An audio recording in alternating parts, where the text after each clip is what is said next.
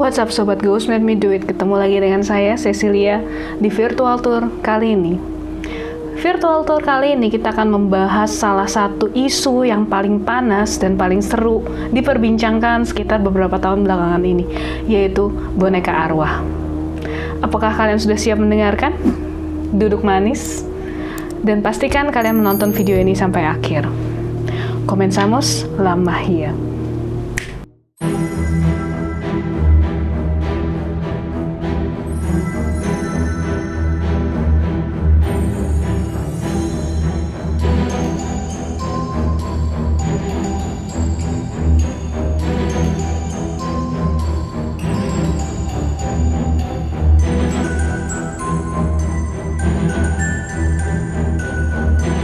Boneka arwah pertama kali datang dari Thailand.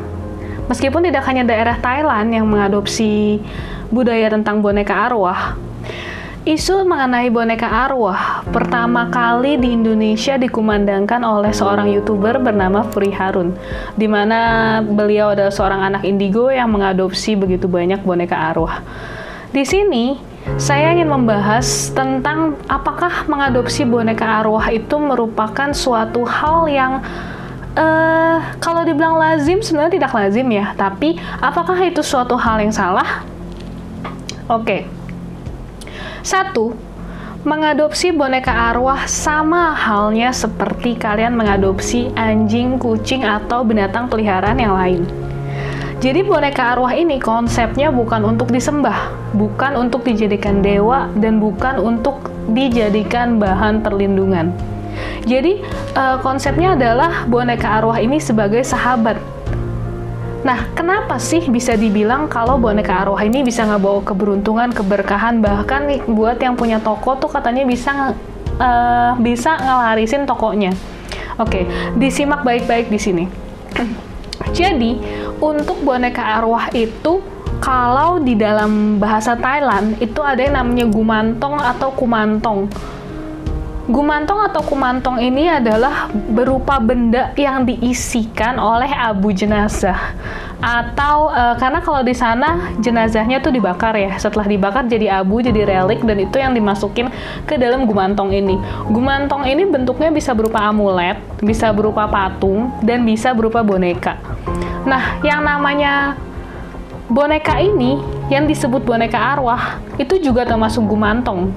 Tapi sebutan khususnya adalah luktep. Luktep ini ada berbagai macam, ada luktep boy dan ada luktep girl. Nah, kira-kira gimana sih proses pengisian atau proses dari terbentuknya luktep ini?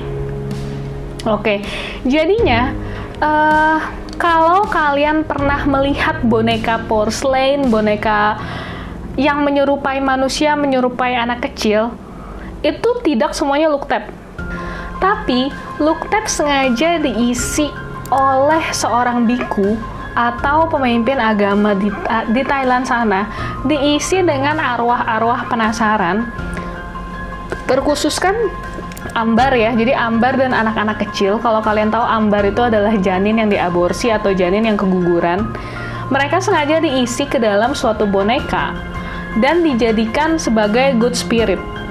Jadi apakah arwah di dalam boneka itu mengganggu? Enggak, karena mereka sudah disumpah di hadapan biku atau di hadapan pemuka agama bahwa mereka akan menjadi good spirit yang akan diadopsi oleh umat manusia, dan sebagai gantinya mereka tidak boleh bandel, tidak boleh nakal, dan tidak boleh mengganggu.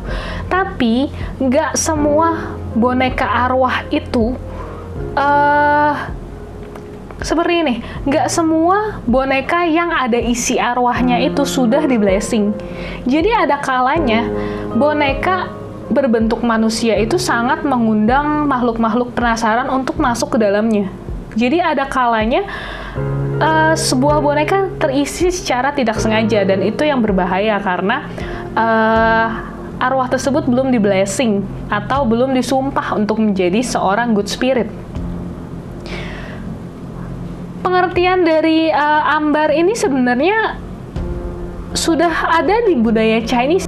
Di budaya orang Tionghoa, konsep seperti ini tuh sebenarnya udah ada dari sejak lama banget. Jadi ketika ada janin atau ketika ada bayi yang meninggal, mereka biasanya akan membakar atau mengubur bayi itu, dan mereka akan dibikinkan ranjang-ranjang, kasur-kasur kecil dan peralatan-peralatan hidup yang mini banget, dan itu ambarnya alias arwahnya itu dirawat di tempat tersebut. Dan bahkan menurut pengalaman orang terdekat saya yang mempunyai ambar, mereka itu diurus sampai besar, sampai tahun-tahunan, dan bahkan mereka bisa menikah sama tetangga yang juga sama-sama punya ambar. Jadi sebenarnya budaya ini tuh sudah mengakar begitu kuat ya. Jadi maksudnya nggak cuma di Thailand doang, tapi di suku Tionghoa Indonesia pun ini berlaku gitu. Nah, konsepnya tuh gimana sih pemeliharaan ambar dan Luktep ini, pemeliharaan boneka arwah ini? Jadi kalau di budaya Thailand itu kan mereka Buddhis ya, Buddha. Mereka itu percaya dengan reinkarnasi. Jadi selama para arwah penasaran itu menunggu saatnya reinkarnasi, saatnya mereka, let's say kalau dalam bahasa in general, mereka menyeberang ke alam yang lebih bahagia, mereka rest in peace, itu mereka punya jangka waktu sampai mereka menghabiskan jodoh karma mereka di dunia ini. Nah, sembari menunggu itu, daripada mereka jadi arwah penasaran yang ngegangguin orang di jalan, yang istilahnya susah cari makanan, susah cari jalan hidup yang benar, mereka dimasukkan ke dalam suatu boneka untuk dirawat dan untuk diberikan ajaran ke jalan yang benar. Misalnya kalau kamu mengadopsi Luktep, terus kamu beribadah, kamu mendengarkan ceramah agama, mereka bisa mendengarkan, mereka bisa berubah ke arah yang lebih baik tersebut gitu. Jadinya konsep dari boneka arwah ini sebenarnya adalah sama seperti kalian mengadopsi anjing ataupun kucing. Apakah kalau kalian tidak adopsi maka dia tidak ada? Enggak, mereka tetap ada dan mereka akan berkeliaran di jalan-jalan, di pohon-pohon besar. Bedanya hanya kalau anjing dan kucing itu berwujud, kalau Luktep atau boneka arwah tidak. Tapi apakah kalian bisa berkomunikasi dengan boneka arwah? Tidak peduli kalian indigo ataupun enggak, seorang orang tua asuh bisa merasakan apa yang dirasakan oleh anak asuhnya. Kalau konsepnya demikian, kalian pasti akan menyadari kalau misalnya ini tuh tidak ada hubungannya dengan penyembahan, nggak ada hubungannya dengan berhala, nggak ada hubungannya dengan kalian mendewakan boneka itu. Kalian semata-mata cuman mengadopsi arwah penasaran, arwah terlantar, let's say, kalian adopsi, dan setelah itu kalian mengajarkan kebaikan kepada mereka.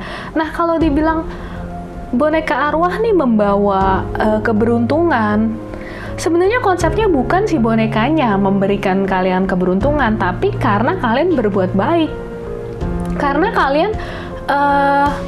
kalian menolong makhluk hidup, kalian menolong makhluk yang tidak terlihat, kalian mengajarkan mereka tentang tata cara bagaimana menjadi makhluk yang baik agar bisa rest in peace dan menyeberang ke alam bahagia. Kalian memberikan mereka wejangan.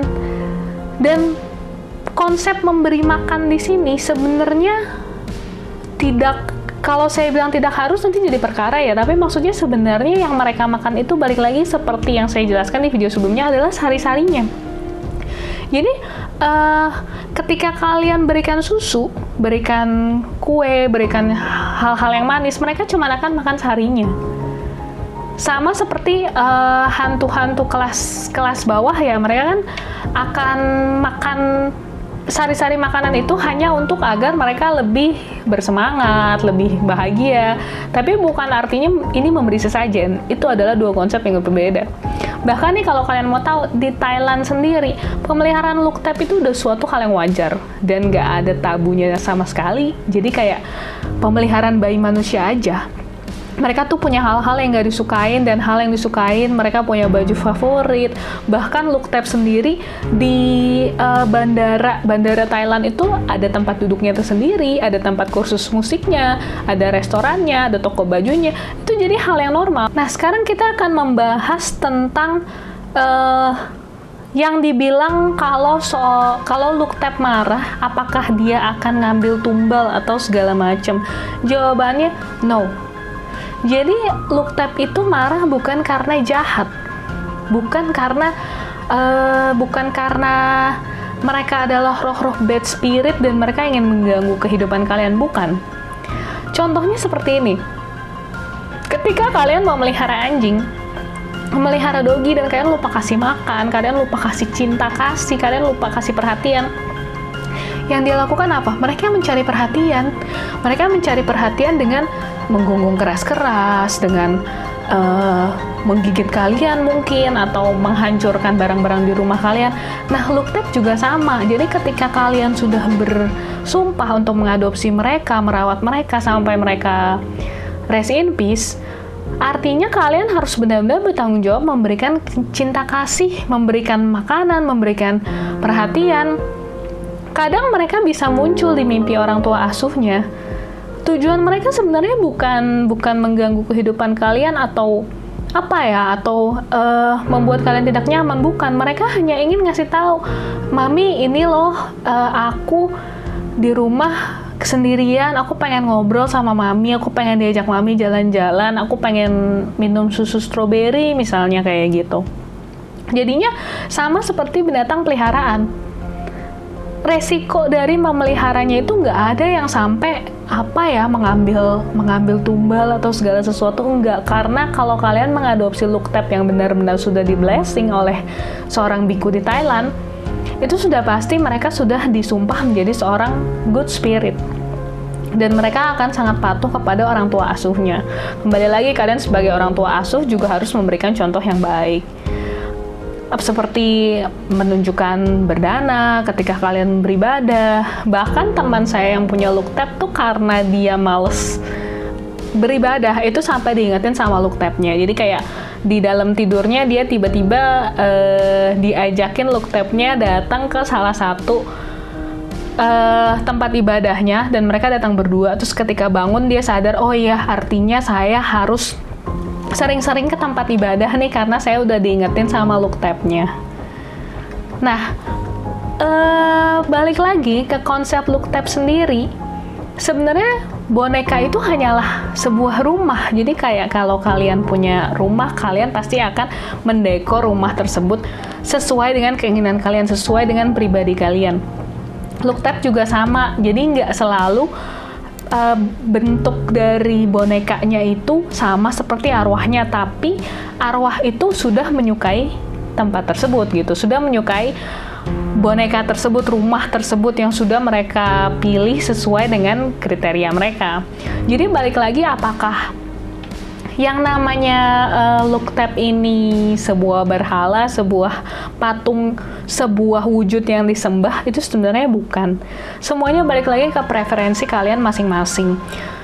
Tapi konsepnya Looktab di dalam budaya Thailand adalah merawat mereka-mereka yang terlantar, merawat mereka-mereka yang tidak punya rumah. Biasanya anak-anak kecil yang dibunuh, anak-anak kecil yang punya kisah tragis lah, yang dibuang orang tuanya, terus mereka kecelakaan, terus mereka meninggal muda karena sakit, atau mungkin karena diaborsi, atau bayi-bayi janin-janin yang gagal lahir. Mereka hanyalah arwah-arwah penasaran yang haus akan kasih sayang.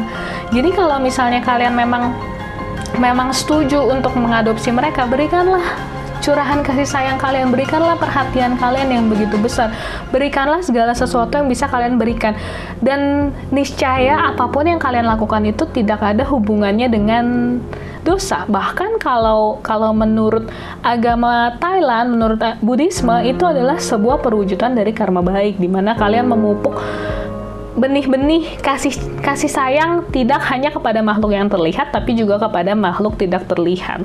Karena konsepnya dari Buddhisme sendiri adalah semoga semua makhluk hidup berbahagia. Sabe sata bawantu sukitata.